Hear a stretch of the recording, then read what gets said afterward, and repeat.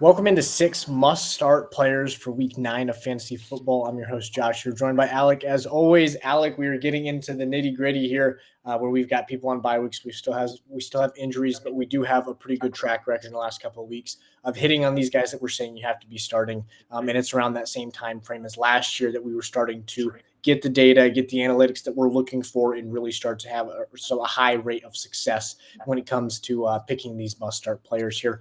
And we've got 6 more here for Week 9. I think we've got 6 really, really good guys here. The first one, I normally give you first reign. I'm taking first reign today. Apologies, as Alex joining us from halfway across the world over in Greece today. But I am taking the first reign here today. It's going to be Kamani Vidal against Tennessee. I think this is a screaming a must-start for me. I think what Vidal showed me last week is he is the absolute workhorse running back in this backfield, right? Until Hampton is back, Vidal has won it. And B, he is plenty capable against good defenses. He ran all over Minnesota's defense. Minnesota does not have an elite rushing defense anymore, right? Last year was really, really good. Even beginning of this year, really good. It's not elite, but it's still very good. Brian Flores is a very capable defensive coordinator. And so Kamani Vidal showed that he's the workhorse. He's going to be getting probably 80% of the touches in the backfield, and he's in an offense that's going to be very committed to the run. We know that's how Harbaugh's play style always has been. I absolutely love it. You're also getting Rashawn Slater back.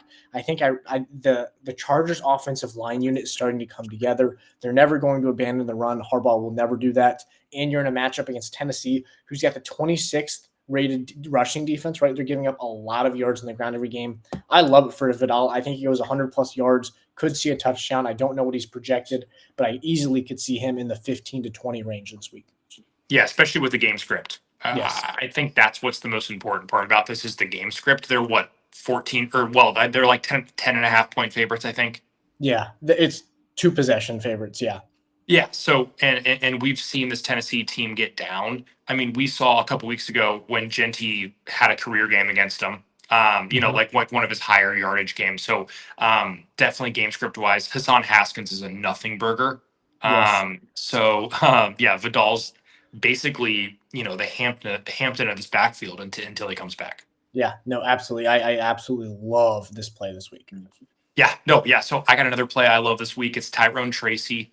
Cam Scatabo, very sad to see like the dislocated ankle. So the aura of the Giants went down a little bit last week, but yeah, so I think Tyrone Tracy is basically going to be what he was last year when we were pounding the table for him. I forget what week that was last year, but a couple of weeks we were last year. He's going to be the bell cow of this new offense. I think Devin Singletary is going to get kind of mixed in, but Tyrone Tracy is going to take over the majority of the Cam Scatabo touches. And I know it's kind of a tougher matchup against the Niners this week, but I really, really like Tyrone Tracy to kind of establish himself as a top 15 fantasy back again. Yeah, no, I like that as well. I also, I thought it was so funny that Scadabu's ankle is literally his foot's going the wrong direction. He's asking somebody to help him up. Like, no, stay down. You need to get carted off. Like, you're not walking that one off. But unfortunate to see Scadabu go down. Definitely unfortunate because I have him on a few fantasy teams. More unfortunate for him, right? Because as his rookie year started to step in that prominent role. But I would agree, even in a tough matchup, I think that when you're giving me the lead back, and especially in an offense that's looked honestly really good in the last couple of weeks, right? I mean, this Giants offense has been moving the ball plenty. Jackson Dart looks very good. And so I think that, yes, it is a tough matchup against the 49ers, but this 49ers defense is not the 49ers defense of 2 or 3 years ago where we remember them being elite, right? They don't have Dre Greenlaw. Fred Warner's out for the season, right? So the linebacker core is a little bit down. So I think realistically, it's a tough matchup, but it's not an impossible matchup. And I still really, really like Tracy. Given the volume, the only way I think that this gets out of hand is if it's an absolute blowout, which I don't think it's going to be. And even if they're in a negative game script, he's going to have a good amount of, I think, catches out of the backfield. It's not like he's going to be their only running back and then Singletary is going to come in and take all of the receptions. I don't think so. I think it's a fairly safe play because I don't really see this getting out of hand. But again, I really, really like the play there. Yeah, no, I agree. Second guy that I have here, I'm sorry, but I'm going to target your Cincinnati Bengals, and I have a feeling you might later too. I'm going to go to the running back position here again. DeAndre Swift against Cincinnati. And I want to touch on really quickly, Kyle Monangai is taking more and more carries as we get deeper and deeper into the season. So this might be one of the final kind of weeks where Swift is somebody that you have to start in your lineup, right? Or that you want to start, I should say. It might be I have to start him later in the season. But if you're in a very deep league or you have a lot of guys on bye weeks, a lot of injuries, Monangai is not a terrible play. I will say that, right? He's not a must start, but if you're in a really deep league and you're injury ridden, you have Scadaboo, you have Bucky Irving, you have Hampton, then maybe Monangai's not a bad play. But DeAndre Swift, this Cincinnati defense rushing defense is the worst in the league. Yeah. They've given up 100 yards on the ground every single week since week 1. And several of those Breece Hall just ran for 133. I'm in a league where I was just able to trade away Breece Hall after this week, which I was thrilled about because you're not going to get a better matchup against than that all year. So DeAndre Swift's going to be in a spot where he's going to be running through holes. He's going to be able to probably have a positive game script in this as well. I absolutely love the play here. And DeAndre Swift has ran really, really well the last couple of weeks. I know, there were 2 weeks, I think week 7 and 8, maybe it was 6 and 7. I'm sorry. Week 6 and week 7. I need to make sure that I'm not, giving these kids too much to play with. Yeah. There. But I believe it was week 6 and week 7 where he had 100 plus yards on the ground back-to-back games and averaged like 6 yards a carry. So he's running very efficiently right now. This offensive line is moving bodies. I just really, really like the matchup against the Cincinnati Bengals here too. Yeah, so I'm just going to go ahead and get my my Bengals matchup out of the way too. I'm going to go Odunze against the Cincinnati defense. We saw last week. Honestly, it was one of the worst, as a Bengals fan, one of the worst defensive performances, and that's saying a lot, over the last couple of years. You had an 0-7 Jets team come in.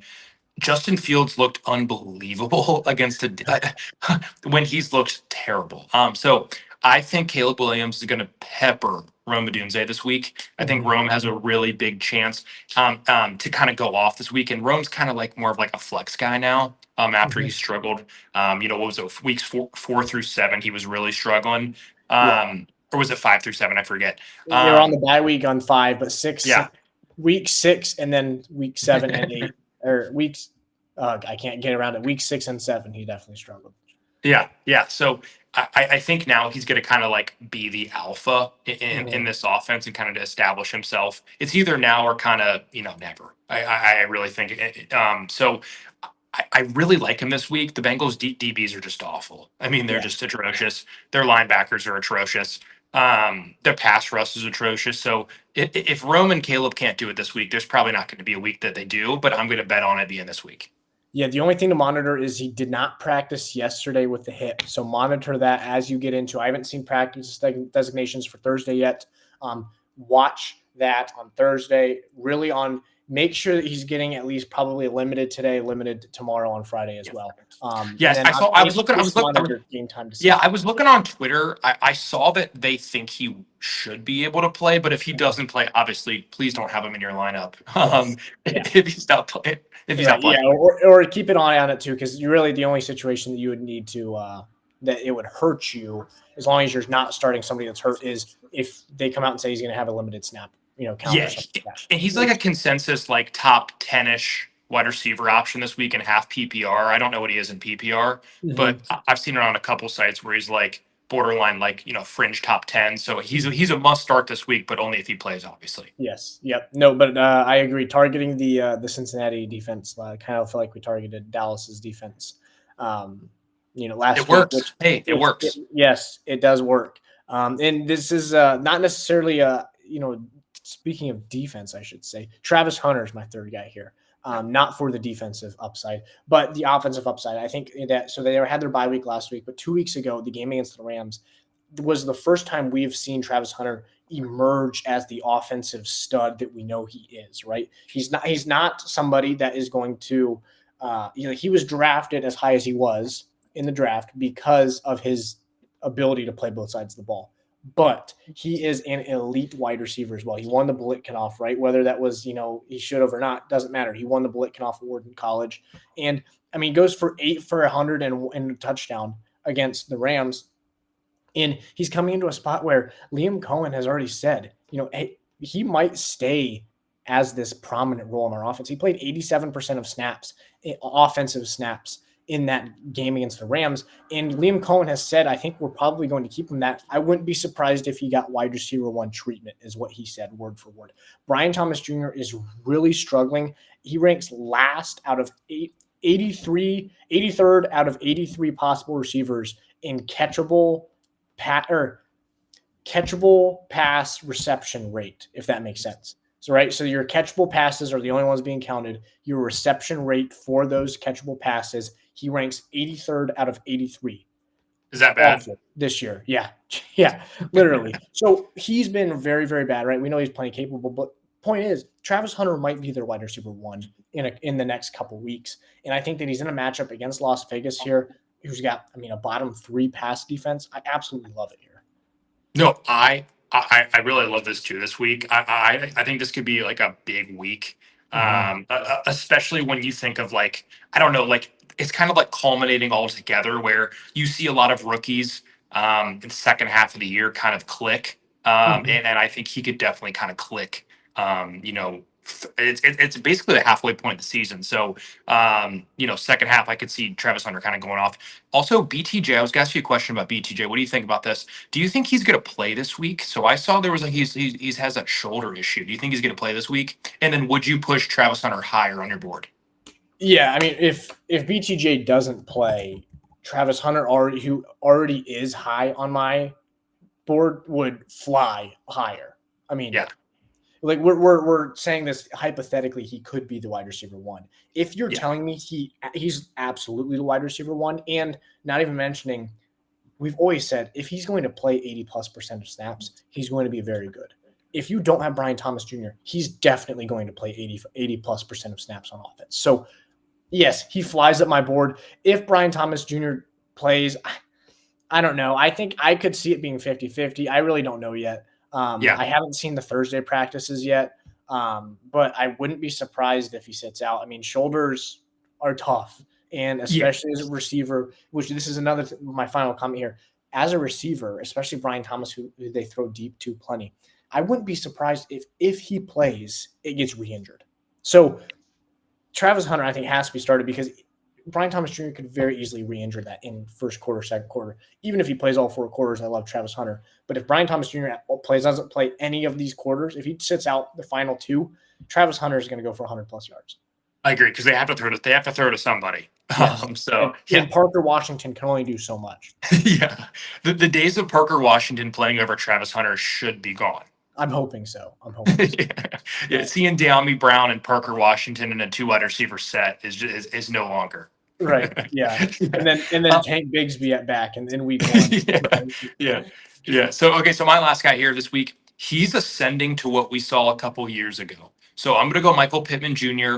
And I think the reason I'm going to pick him this week, so Pittsburgh, it's kind of a tougher matchup. When you think of Pittsburgh, you think of defense. But the Colts, they are humming. Daniel Jones is balling out.